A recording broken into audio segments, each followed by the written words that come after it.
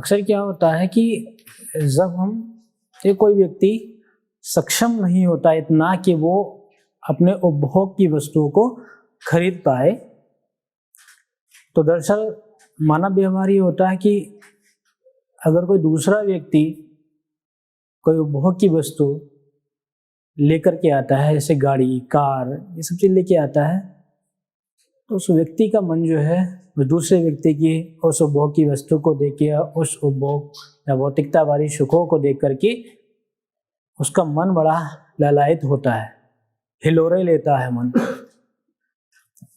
लगता है कि काश मेरे पास होती, ये चीज़ मेरे पास होती, ये ज़मीन मेरे पास होती, संपत्ति मेरे पास होती तो बड़ा सुकून होता। एक लालसा जागती है। इसी लालसा के चक्कर में आकर के न जाने कितने अपराध भी हो जाते हैं, कितने गलत काम भी हो जाते हैं। फिर जब उसका परिणाम आता है तब एहसास होता है कि हमने गलत किया, हमसे गलती हो गई, हमसे भूल हो गई है। तो एक कहानी के माध्यम से हम लोग समझने की कोशिश करेंगे कि कहाँ तक एक व्यक्ति को अपने ईमान की रक्षा करनी चाहिए, अपने स्वाभिमान को बचा के रखना चाहिए, अपने गुणों को बचा के रखना चाहिए और किसी भी परिस्थिति में अपने उसूलों के साथ समझौता नहीं करना चाहिए। तो एक कृष्णचंद्र दरोगा जी होते हैं, बड़े ही ईमानदार होते हैं, बहुत ईमानदार दरोगा जी होते हैं।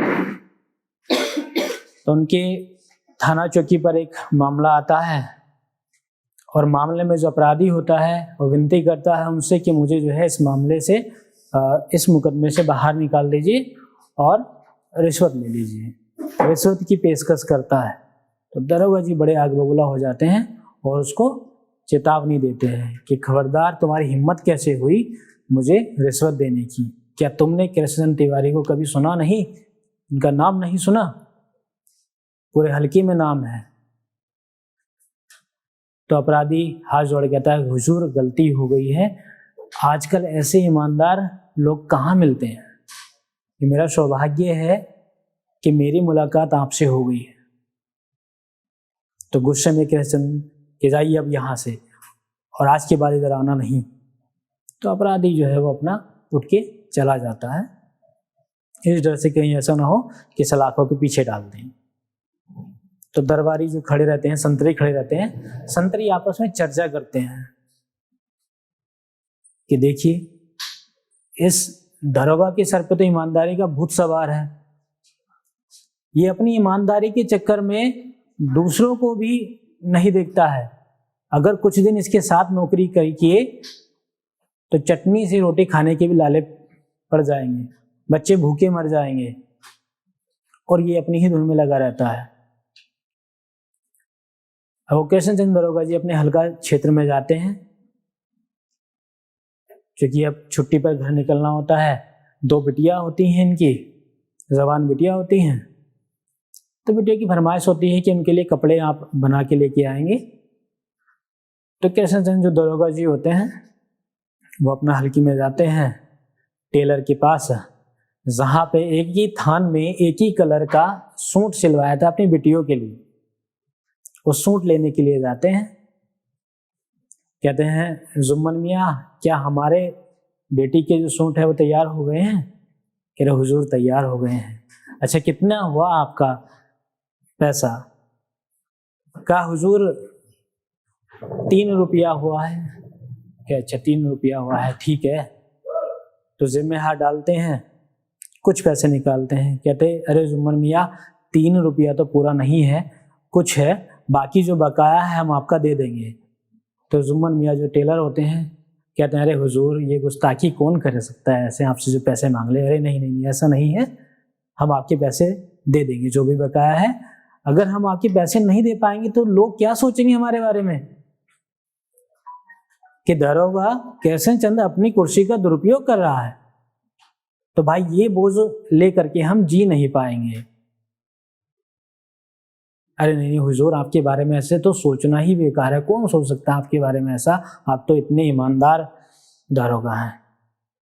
तो इतना कह के जो है अपना दरोगा जी अपने घर के लिए प्रस्थान कर देते हैं।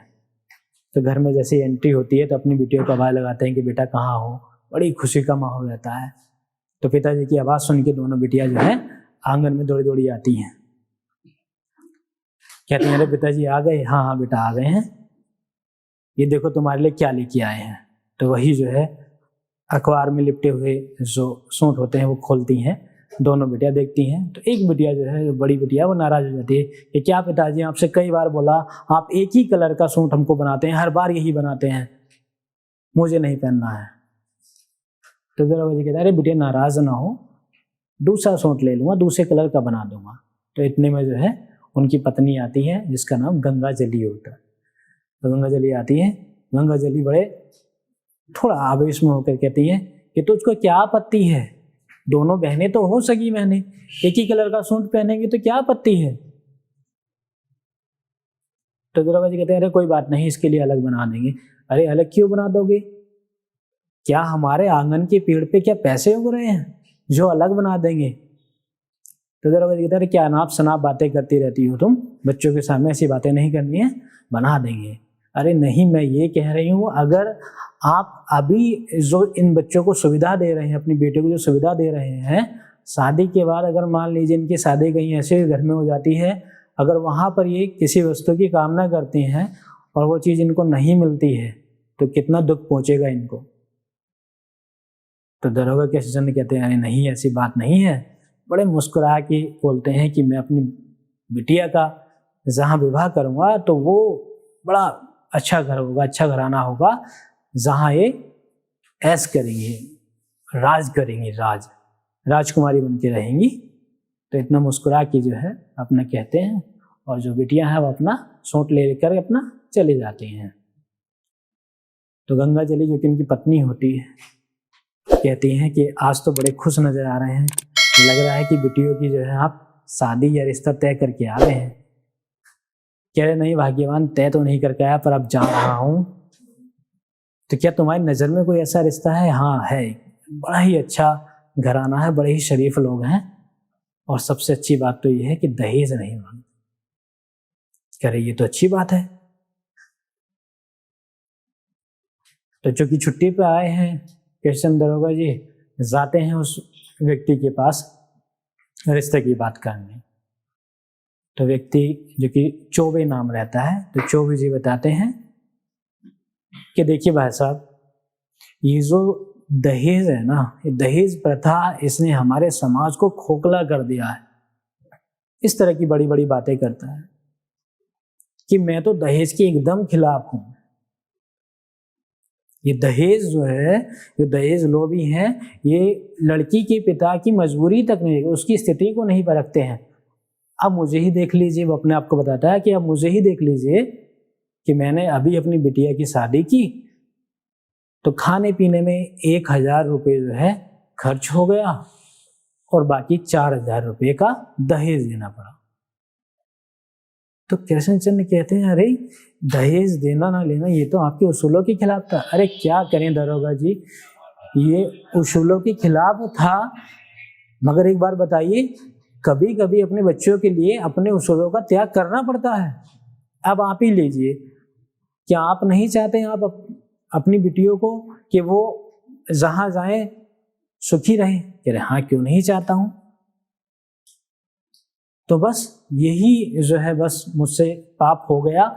ये तो मुझे पता है कि दहेज लेना और देना दोनों ही अपराध हैं, दोनों ही पाप हैं, तो मुझसे ये जो पाप हो गया है अब मैं इसका प्रायश्चित करना चाहता हूँ। तो केशव दरोगा जी कहते हैं प्रायश्चित वो कैसे करना चाहते हो? कि बस इसमें मुझे आपकी थोड़ी सी सहायता चाहिए, थोड़ी सी मदद चाहिए। अगर आप जो है वो मेरी मदद कर देंगे तो मेरा काम आसान हो जाएगा। नजरें चुरा लेते हैं, कहते हैं कि देखिए 5000 रुपये खर्च किए मैंने अपनी बिटिया की शादी में। अब मैं ये सोच रहा था कि 5000 की पूर्ति करूंगा कैसे। अब आप आए हैं, अगर आप अपने होने वाले दामाद को ये 5000 रुपये दे दें तो मेरी टेंशन दूर हो जाएगी। तो कृष्णचंद्र दरोगा जो है बड़े मायूस हो जाते हैं और अभिवादन करके वहां से निकल आते हैं। घर आते हैं, उनकी पत्नी पूछती है क्या रिश्ता तय कर आए? तो कहता नहीं, रिश्ता तो नहीं तय हुआ है, बिटिया की शादी के लिए 5,000 रुपये दहेज मांग रहे हैं। कह रहे 5,000 रुपये दहेज मांग रहे हैं? तो उलाहना देने लगते हैं उनकी पत्नी की, लो मैं तो आपसे पहले ही कहती थी कि हाथ रोक के खर्चा करो, पर आप नहीं, आप तो जो है खर्च करते रहते हैं। तो दरोगा जी कहते हैं अरे 65 रुपया तनख्वाह है, 65 रुपया महीना तनख्वाह में कितना हाथ रोक के खर्च करते, क्योंकि 5,000 इकट्ठे हो पाते? तो उनकी पत्नी कहती है अरे कुछ तो होता है इकट्ठा। क्या अरे तुम परेशान ना हो, ये दुनिया कोई इतनी छोटी नहीं है, दुनिया बहुत बड़ी है। इस दुनिया में अच्छे लोग भी रहते हैं, ईमानदार लोग भी रहते हैं। देख लेना तुम, कहीं ना कहीं हमारी बेटियों की शादी हो जाएगी, और वो भी बिना दहेज की हो जाएगी, तुम चिंता ना करो। ये अपना वार्ता होती है दोनों पति पत्नी में। उसके बाद जो है दूसरी जगह एक लड़का और देखने के लिए जाते हैं, पंडित जी के पास जाते हैं। तो जब उनके घर जाते हैं दरोगा जी, पंडित जी कहते हैं कि देखिए मैं सीधे बात करता हूँ, दहेज के मैं एकदम खिलाफ हूँ, दहेज मुझे ना चाहिए, मगर जो शादी व्यवहार है तो शादी व्यवहार में तो हम लोग को बंधना पड़ेगा, ये व्यवहार की बात है। तो दरोगा के फिर जो है सहम जाते हैं, कहते हैं ये व्यवहार मतलब शादी व्यवहार क्या? अरे शादी व्यवहार वही है, मान लीजिए आपके पास लड़का होता तो आप उसको पढ़ाते लिखाते, इस काबिल बनाते कि वो अपने पैरों पर खड़ा हो जाए, तो उसमें कुछ खर्च होता है कि नहीं होता? कि हाँ सो तो होता है। तो मैंने भी जो है अपनी बेटियों को पढ़ाया है लिखाया है, तो कह रहे उसका कोई फायदा नहीं है। अरे मेरा बेटा पढ़ा है लिखा है, वो अपने पैरों पे खड़ा हो गया, वो इस काबिल हो गया कि अपना खर्च खुद चला ले, अपने बच्चों को पाल ले, तो उसका फायदा तो आपकी बिटिया ही उठाएगी ना। ये सुन के दरोगा जी जो है टूट जाते हैं। तो कहा खैर कोई बात नहीं, इतना कर लीजिए आप, जो भी मेरे बेटे की पढ़ाई लिखाई में खर्च हुआ है तो क्यों ना हम इसको आधा आधा बांट लें, आधा बोझ मैं कम कर दूंगा, आधा बोझ आप कम कर देना। वैसे मैं दहेज के एकदम खिलाफ हूं। ये शब्द सुन के जो है जो ईमानदार दरोगा होते हैं कैसे चंद, वो एकदम बिखर जाते हैं, तो बड़े मायूस होकर के वापस आ जाते हैं। तो घर पे ना चारपाई पे बैठते हैं, नीचे ही चबूतरे पर बैठ जाते हैं। उनकी पत्नी जो कि गंगा जली गिलास से पानी लेकर के आती है, पूछती है अरे आप नीचे क्यों बैठे हैं, चलिए ना अंदर बैठेंगे, कोई बात हुई क्या, क्या रिश्ता तय हो गया? कह रहे गंगा जली हाँ समझ लो कि अब रिश्ता तय हो ही गया है। कह रहे ये तो अच्छी बात है, फिर आप यहाँ क्यों बैठे हो? कह रहे कुछ नहीं, बस सोच रहा था कि लड़की के लिए शादी के लिए 5,000 रुपये की जरूरत है ना, तो मैं सोच रहा था कि मेरे पास एक बहुत पुरानी चीज है, जो मेरे पास है तो उसकी कोई भी कीमत नहीं है, कोई भी उसका दाम नहीं है, वो फूटी कौड़ी भी उस नहीं मिलेगी उसके बदले। तो पत्नी मुस्कुरा जाती है, अरे बाप रे ऐसी क्या चीज है छिपा के रखी जो मुझे नहीं पता था? कह रहे अच्छी ऐसी क्या चीज है? तो आंखों में आंसू आ जाते हैं और बताते हैं नजर झुका के कि मेरी आत्मा, मेरा ईमान, मेरी ईमानदारी, मेरी शराफत, ये मेरे किसी काम की नहीं है। गंगा जली अगर मैं अपनी ईमानदारी अपनी शराफत को बाजार में बेचूंगा ना तो खरीदने वाले बहुत हैं, बेचने वाला चाहिए, और 5,000 रुपये इससे मिल जाएंगे और हमारी बिटिया की शादी बड़ी धूमधाम से हो जाएगी। ये कहते हुए आंखों में आंसू आ जाते हैं। तो पत्नी बोलती है उनकी कि क्या बहकी बहकी बातें कर रहे हो ऐसे, ये गलत है, मैं नहीं करने दूंगी ऐसे। कह रहे तुमको नहीं पता है, दुनिया अपने बुरे कर्मों पर, अपने अवगुणों पर पछताती है, रोती है, मैं अपनी अच्छाइयों पर रो रहा हूं। तो अगर ये कलंक लगता है तो कोई दिक्कत नहीं, इस कलंक से अगर मेरी बिटियों को सुख पहुंचता है तो ये कलंक में लगवाने के लिए तैयार हूं। तो पत्नी बड़ी जो है मायूस हो जाती है, गुस्से में भी कहती है कि नहीं नहीं नहीं, अगर ये काम करना ही था, अपना ईमान बेचना ही था तो 25 साल पहले बेच दिया होता। अब ये बुढ़ापे में मैं ये कलंक नहीं लगने दूंगी। तो यही वार्ता होती है, दोनों जो है नम आंखों से एक दूसरे को देख रहे होते हैं और सोच रहे होते हैं। पत्नी सोच रही थी कि पता नहीं क्या चल रहा है, किस तरह से व्यवस्था करेंगे। कोई बात नहीं, अगले दिन जो है फिर अपना वापस कर्तव्य पे आते हैं और अपने थाने पर जब बैठते हैं तो एक मामला आता है जमींदार का। जमींदार के खिलाफ जो जमींदार ने जो है एक व्यक्ति की जमीन हड़पने के लिए एक व्यक्ति को मार दिया। तो उसका मामला आता है, उसकी पत्नी आती है कि हुजूर मेरे पति को बचा लीजिए, जमींदार साहब ने जो है मेरे पति की हत्या कर दी। तो ख्याल चूंकि दरोगा का वही अपने परिवार की तरफ रहता है, वही शादी के 5,000 की व्यवस्था की तरफ ध्यान रहता है। तो कहा अच्छा चलो ठीक है, करता हूँ सहायता, आता हूँ। तो सेठ जी के जो जमींदार है, जमींदार जी के कानों कान खबर पहुंचती है कि हुजूर बड़ा ईमानदार जो है दरोगा है, रिश्वत नहीं लेता है। तो सेठ जी कहते हैं अरे देखिए, दाम होता है, हर चीज का दाम होता है, उस दरोगा का भी दाम होगा, आप उसको रिश्वत दीजिए, उससे बात कीजिए। तो सेठ जी के आदमी आते हैं, बात करते हैं कि दरोगा जी, सेठ जी आपसे मुलाकात करना चाह रहे हैं और इस मामले को पूरा दबाने के लिए 5,000 रुपये आपको देना चाहते हैं। तो सोच के देखिए, 65 रुपये महीना की तनख्वाह, 5,000 का मतलब समझ लीजिए, आज की का तुलना करें तो 25 से 30 लाख, ये समझ लीजिए। तो इतनी बड़ी रिश्वत मिलेगी 5 लाख। तो दरोगा जी जो है बैठे हुए एकदम सोचने लगते हैं, सन में पड़ जाते हैं कि अगर ये 5,000 मुझे मिल जाएं तो मेरी बिटिया की शादी बड़ी धूमधाम से हो जाएगी।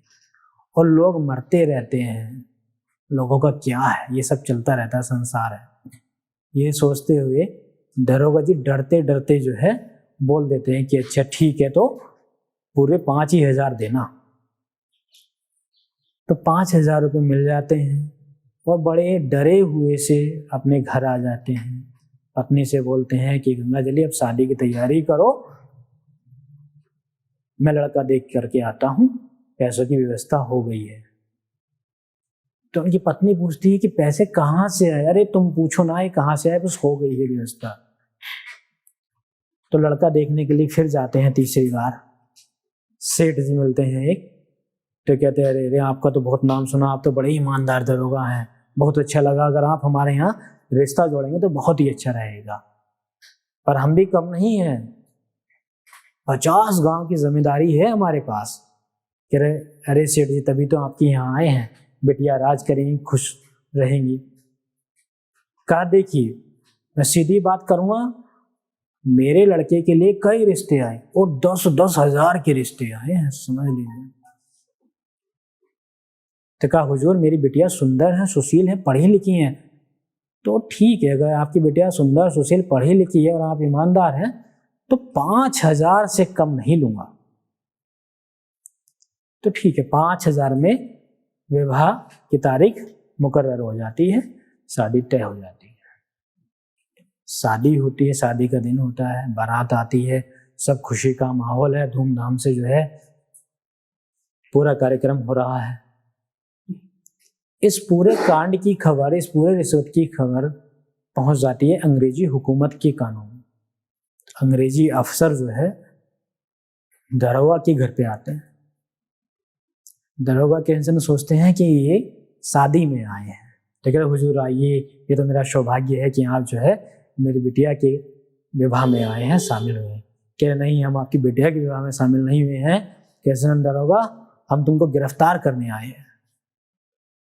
किशन दरोगा जो कि अपने उसूलों समझौता नहीं करने वाला व्यक्ति था, ये बात सुन के उसकी पैरों की जमीन निकल जाती है और पूरा परिवार, पूरे रिश्तेदार सब सहम जाते हैं कि ये क्या हुआ, गिरफ्तार क्यों करने आए हैं, क्योंकि किसी को पता नहीं होता है। किशन दरोगा कहते हैं कि हुजूर आप 2 मिनट का समय दे दीजिए, मैं अपनी घरवाली से बात कर लूँ। क्या अच्छा, बात कर लीजिए जाइए। तो बताते हैं, कमरे में ले जाके बताते हैं कि देखिए मैं तो जा रहा हूँ, कोई दिक्कत नहीं है, ये मैंने कलंक लगवा लिया था पहले ही। तो पत्नी समझ आती है कि इसका मतलब ये पैसा रिश्वत का था। तो वो कहती है कि तुमने रिश्वत ले ली, तुमने अपने उसूलों को बेच दिया, अपनी ईमान को बेच दिया। कहा वो बातें ना करो, अब मैंने जो कलंक लगा लिया, अभी तक मैं ईमानदारी का तिलक लगाया था अपने माथे पर और वो मेरे छाती पर सांप बन के फिर रहा था, उसका कोई फायदा नहीं था। कम से कम इस पैसे से मेरी बिटिया की तो शादी हो जाएगी और बड़ी धूमधाम से तुम शादी करना तुम लोग, मैं आ जाऊंगा, जो सजा होगी मैं वो सजा काट लूंगा, उसके बाद मैं आ जाऊंगा, कम से कम मेरी बिटिया की शादी हो जाएगी। ये शब्द कह करके वो बाहर आ जाते हैं। पूरा माहौल गमगीन हो जाता है। बाहर आते हैं, पता चलता है लड़के वालों को कि रिश्वत का पैसा था ऐसे। तो भले ही कितना कोई लालची हो, तो जब बात आती है कि 4 आदमी शान की बात आती है, तो कहते हैं अरे अच्छा हुआ कि ये चीज हमें आज पता चल गई कि दरोगा तो बड़ा भ्रष्ट है, रिश्वतखोर है, इसकी लड़की से हम शादी नहीं करेंगे। तो बारात वापस लौट जाती है। कृष्ण चंद्र को जो है पुलिस लेकर के चली जाती है, जेल में डाल देते हैं। स्थिति एकदम बद से बदतर होती चली जाती है। खाने के लिए कुछ नहीं, मुकदमा लड़े तो वकील पैसे अलग से मांगे, घर में कुछ बचा नहीं। मुकदमा चलता है।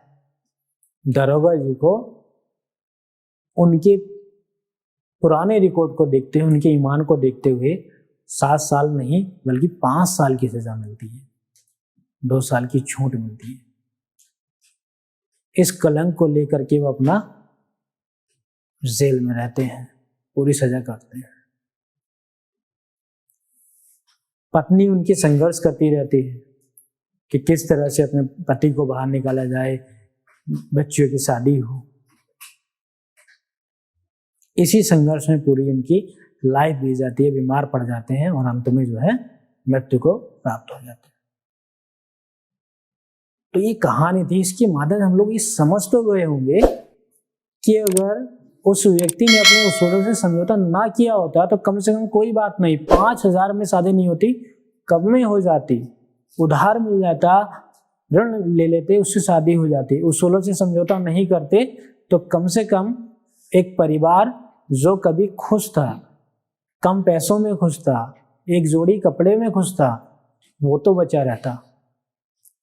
इसका मतलब ये है कि अगर आपने ठान लिया कि हमें अपने उसूलों से समझौता नहीं करना, तो आप नहीं करें, उसी में भलाई है, वही इंसानियत है। आपके अगर सिद्धांत है कि नहीं लेना है रिश्वत, तो ना लें, भले ही कम खा लें। कम का खाना गम का खाना, ये कहावत तो आपने सुनी होगी अपने बड़े बुजुर्गों से। तो इसके फायदे ही होते हैं। इसीलिए जो मन हिलोरे मारता है ना, तो इसको बेवकूफ बना के रखो। उछाल मारता है, बेचैन हो जाता है दूसरे की वस्तुओं को देखकर, दूसरे की संपत्ति को देखकर, मेरे पास भी होती। हाँ, उसके तरीके हैं, उसके नियम हैं। तो सही तरीके, सही नियम, सही इरादे होंगे तो जीवन अच्छा चलेगा। ठीक है। तो उम्मीद करता हूँ इस कहानी के माध्यम से आप लोग ईमानदारी का महत्व तो जान गए होंगे और बेईमानी का क्या परिणाम होता है, क्या सबक होता है, वो भी जान गए होंगे। तो आज के लिए इतना ही रखते हैं। ठीक है।